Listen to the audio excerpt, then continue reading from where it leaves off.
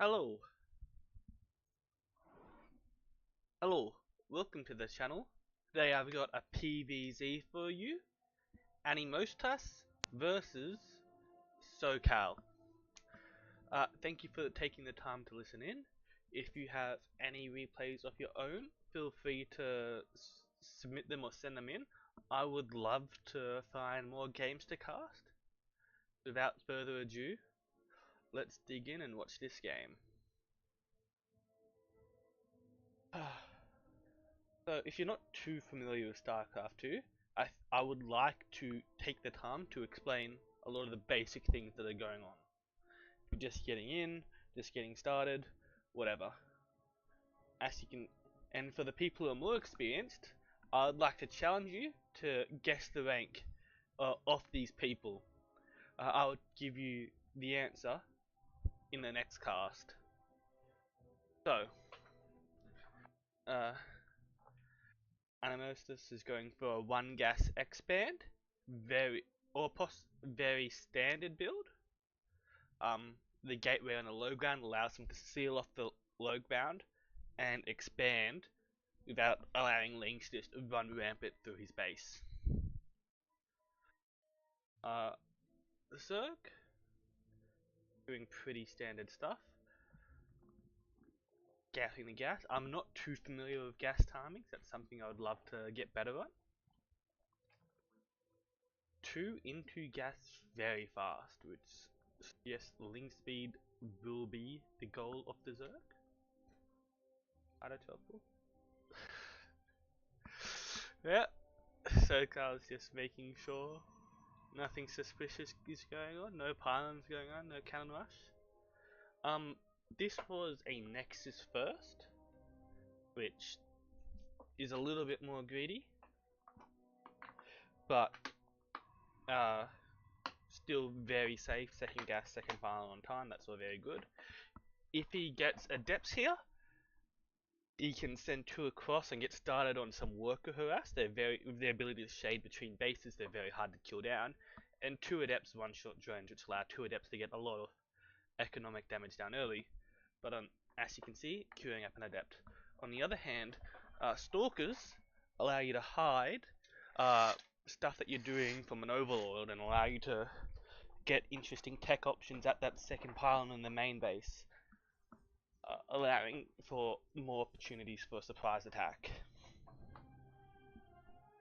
Now, obviously, in the Zerg versus Protoss matchup, you tend to want to be 1 base ahead as a Zerg because your bases are cheaper, and it's also sort of your production at the same time as your economy. Things not chasing, very good, because otherwise the adept can pick them off. Now normally when you do this you make 2 adepts, but he's going for a sentry instead, which is very odd. You use the first adept to scout what bases he's taken, make sure you're not getting cheesed by some insane thing.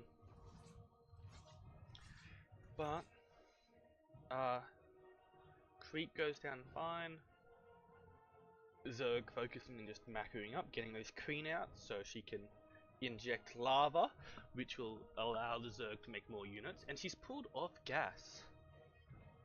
Means we're seeing a very macro focus here. Very unusual. That is not something I'm too familiar with. Protoss, 2 gates, very standard. Let's see. Twilight Council, Robo, and Dark Shrine. We might be getting a DT drop here. Very interesting. Now the difference, one difference you might have noticed, Protoss takes a lot more gas than the Zergs. That's because Protoss units are a lot more gas heavy. That also sucks a bit more because obviously if you've got more gas that means you've got less minerals and that means you expand slower. Yep, a warp prism queuing up for that DT drop. Spores have gone down, so hopefully that doesn't get too much more value. Now the one problem is Zergs do need to take more than 1 gas because eventually you get to the point where Archons and Colossus just melt through a horde of Lings. Doesn't matter how many of them you make. And Animostas here will have pretty fast access to DTs. It might even be an Archon drop here, or a DT drop that will turn into an Archon drop. Oh, a little F2 there. Oh no, he's just moving out to take his third. Now, the good part about this is the Archon drop will keep the Zerg distracted and at home, and it'll make it much easier for the Protoss to take their third base up before the Zerg gets their fourth. Double Evo chambers from the Zerg, a bunch of Lings, and no detection out here, so he could have dropped those DTs down and gotten a little bit of damage off. And instead, we're going to see him fuse them into Archons, so that, and then just harass the Queens that way.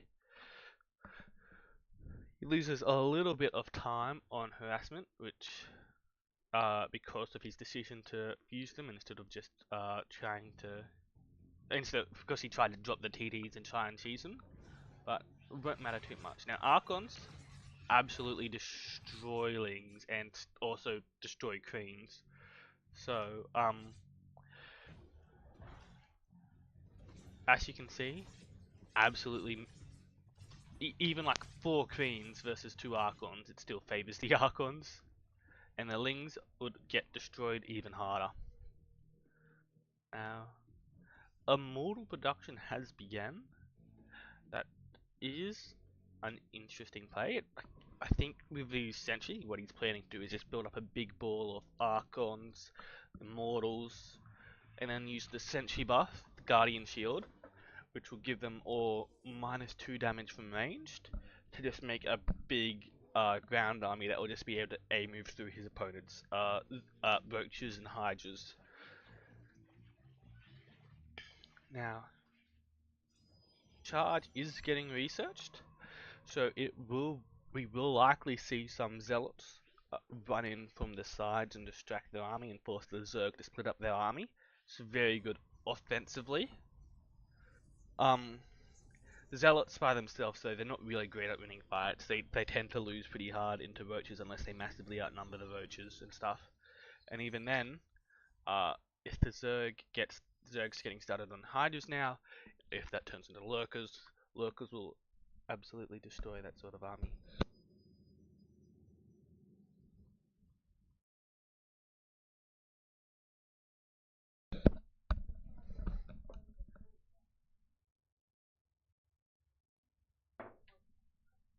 Yep.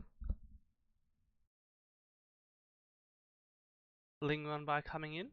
At the same time, Roaches are going to hit the same spot, but a bunch of Archons being merged will mean that Lings will pull away, and once again, the Zerglings will get absolutely destroyed and melted by these Archons, so there's no real reason for them to do that. Both players are starting to build up a bit of a bank. The Zerg has saturated all their gases to prepare for all the more gas-heavy units because, as I said before, the Lings and stuff are not very good, so you do need that gas eventually, but you're able to cheat out early extra bases by going Lings, and then tech into more expensive units like Roaches and Hydras. And then having an army that's mixed of both of them is better than just an army of themselves, because the Archons hit the Lings, while the Hydras hit the Archons, and then you're trading Lings for Archons, which, as I said, you normally wouldn't be able to do. So having a mix of everything does tend to work out pretty well. Guardian Shield going down, perhaps a little bit early. Oh, the high ground here working in their favour, but perhaps if they pulled back and let the Guardian Shield run out before taking that fight, it might have gone a little bit better for them. Instead, the Roaches and Hydras ate all the Archon and Immortal Blast, and they got absolutely melted. 8 more Roaches on the way. Probably won't be enough to turn this fight though. And it looks like this game will be ended. Or, no, the reinforcements are enough to turn the fight. Archon's going down. The Warp Prism didn't really warp in anything, and so their assault was slightly weakened. Oh! force fields pinning the Hydras and Roaches against the Zealots, meaning they can't kite. These Zealots have gone to town. But Protoss pulling back, giving the Zerg a chance to remax. But even though they're ahead of bases, they're actually down on workers, despite the fact they didn't really lose any units, which is giving the Protoss a big advantage. But the work advantage for the Protoss isn't as much as it seems, because he's got more workers than needed on these mineral patches, which means his economy isn't really that much better to the Zerg, unlike the Zerg, which has, as you can see, only 12 compared to 16. So they've moved their workers around to the undersaturated bases, and it's a more efficient use of the workers.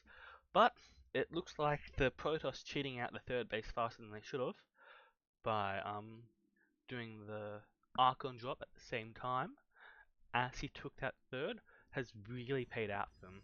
So the Zerg has started getting a little proxy gold to try and cheat out their income. It looks like the Protoss is just gonna do more of the same, just more Zealot Immortal Archon. Doesn't look like they've started on Storm.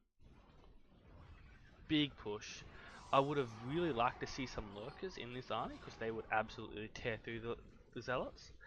And I don't know, fighting on the ramp is an interesting idea, because it gives the ranged units an extra shot earlier than their units do. But it means they can't kite against the Zealots, and these Zealots look like they're going to win the fight for them hard. So Carl, a little bit tilted, a little bit frustrated.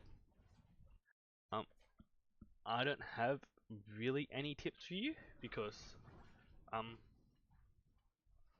I'm not as good as these players. They're pretty good, despite the fact they just macroed like crazy. Yeah.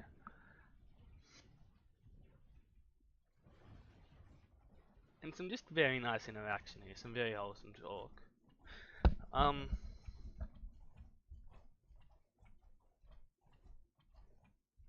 yeah.